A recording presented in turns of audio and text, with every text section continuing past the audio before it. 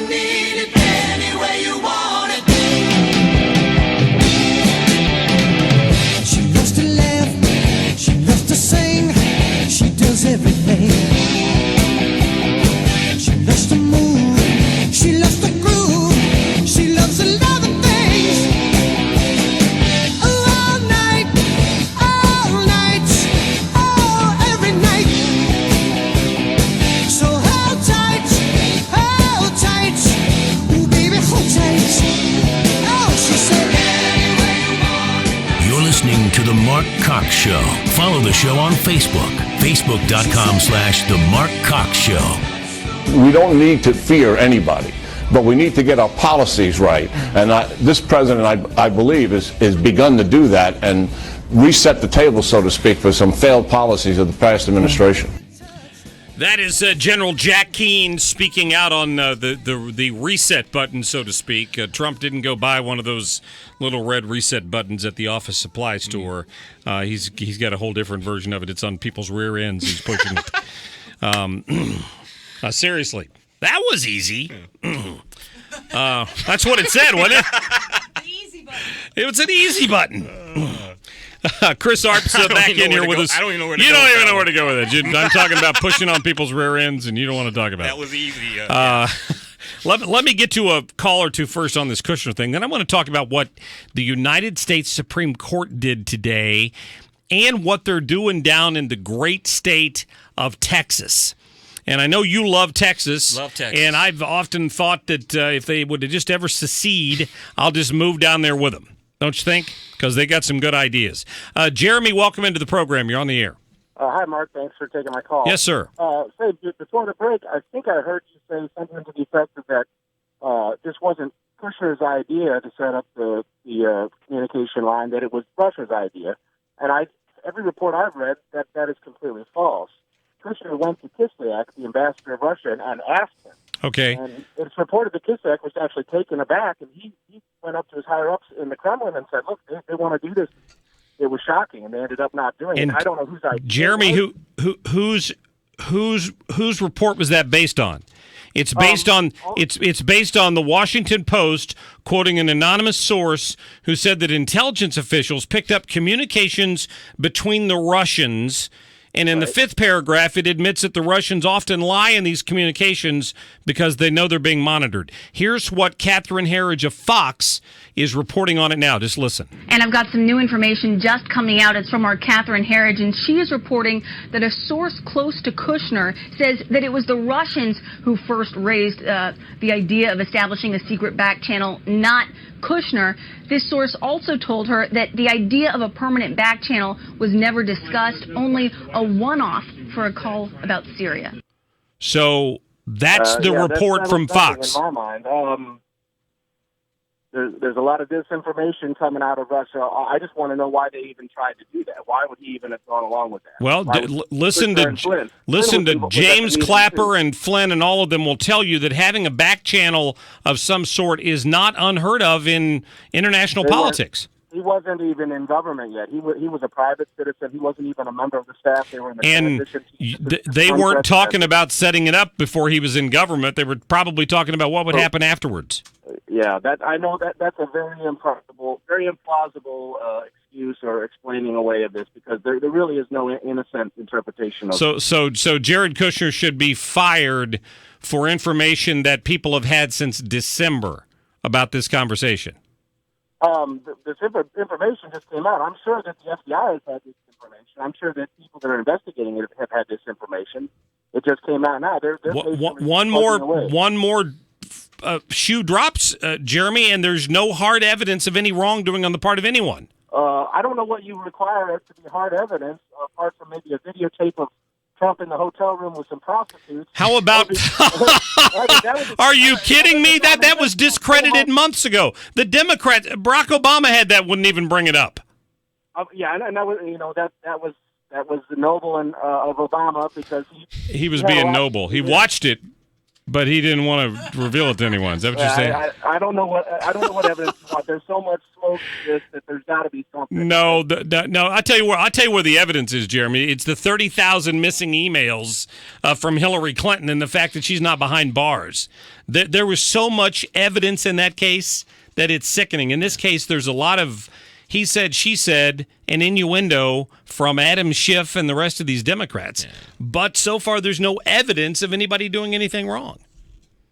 I got a question for Jeremy. What's that? Jeremy, what flavor Kool-Aid are you drinking? Jeremy's gone. Yeah. No. That's good. Yeah, Jeremy's drinking it. He's talking about the sex tape that supposedly the Russians had with Trump which of course was discredited by everyone. Yeah. Like, don't you think they would have dropped that one a little sooner if they thought it was real? Exactly. That might have been the one that did it. Oh, I know. By the way, Supreme Court, a couple of big Supreme Court cases dropped today. The Supreme Court made a couple of announcements, and I've been a little remiss in not getting that to you a little sooner today.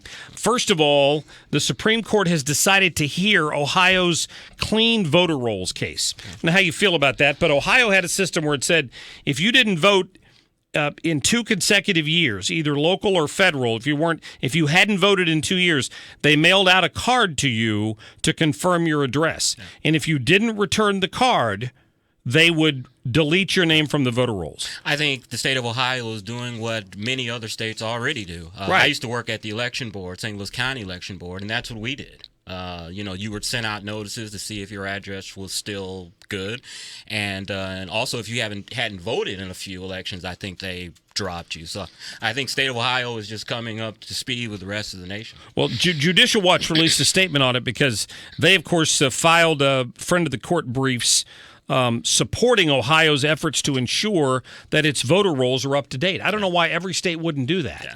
If you're mailed something to your house that says return this card if you still reside at this address and you choose not to do it, whose fault is it that you're not registered? People don't want to. Now Illinois' House has passed some silly thing where you're automatically registered to vote.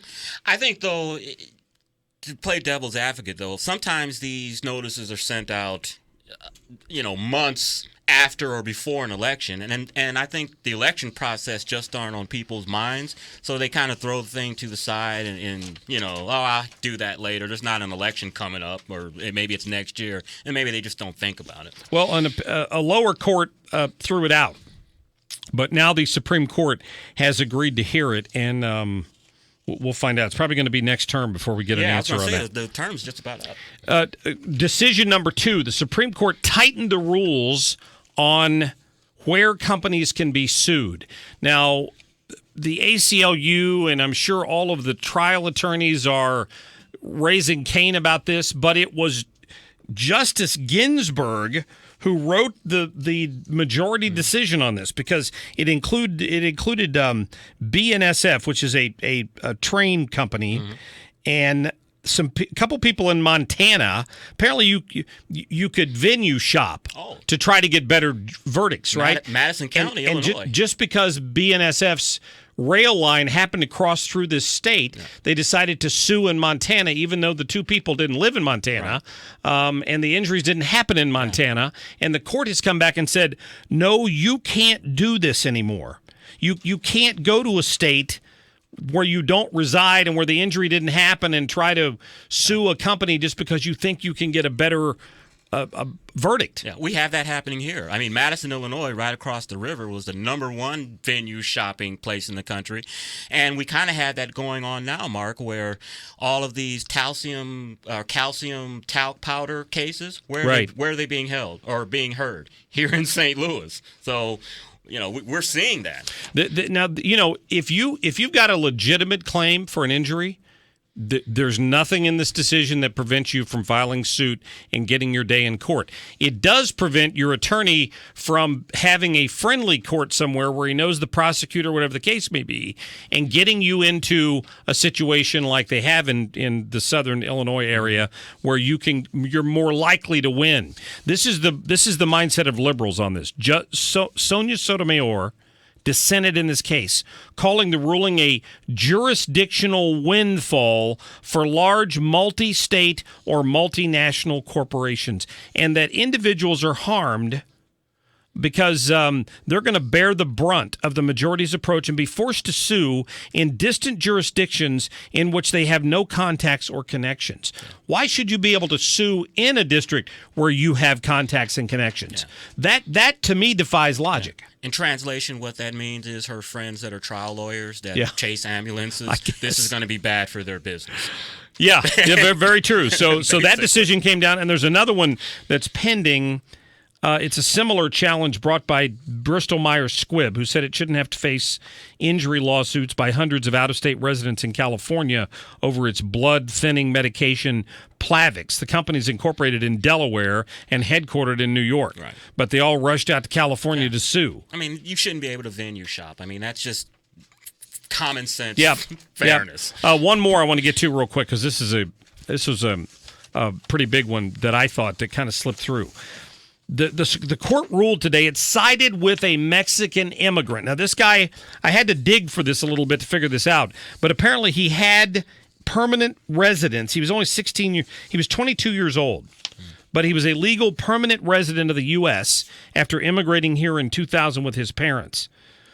But he had a 16-year-old girlfriend, and he got convicted of rape because of the age difference. There was more than in his state, there was more than if there's more than a 3-year difference and the child is under 18, you can be charged with statutory rape. So he got convicted of rape, and ICE came to him and said, you're going to be deported. You've been convicted of rape. And they went to court and challenged that he shouldn't be sent out of the country for that. And the Supreme Court sided with him. What's the do they have the judgment or the rationale behind that? Yeah, they basically said that they agreed with him in their decision, ruling that in cases of statutory rape based solely on the ages of the participant, sexual abuse of a minor requires the victim be younger than 16 years old. So what they're saying was, in most states, in the vast majority of state law for rape, the child has to be younger, the victim has to be younger than 16. And even though it wasn't in this particular state, in California, they felt that it was unfair for him to be deported over that conviction because there was no violence alleged. He was in a relationship with this underage child, and they had apparently consensual sex, even though I don't think she could consent because she wasn't old enough. So they've cited, the papers are all playing it like it's some sort of immigration win, but the guy was a permanent legal resident of the U.S. I think the lesson here, Mark, is if you are over 21-year-old male, don't date a woman unless she is 21 or older. Don't worry about, let me see, is she 3 years past the 16? Is it, so you don't have to worry about all those calculations and all that stuff. Just date someone that's 16 will get you 20. That's right. Yeah. Happy like birthday, Chris thank Arps. You. Let me say thank you to all of my Facebook friends that wish me happy birthday. I want to thank them as well. Absolutely. Have a good one. Thank you. Enjoy your libations, and we'll be back with much more in the next hour. Stick around.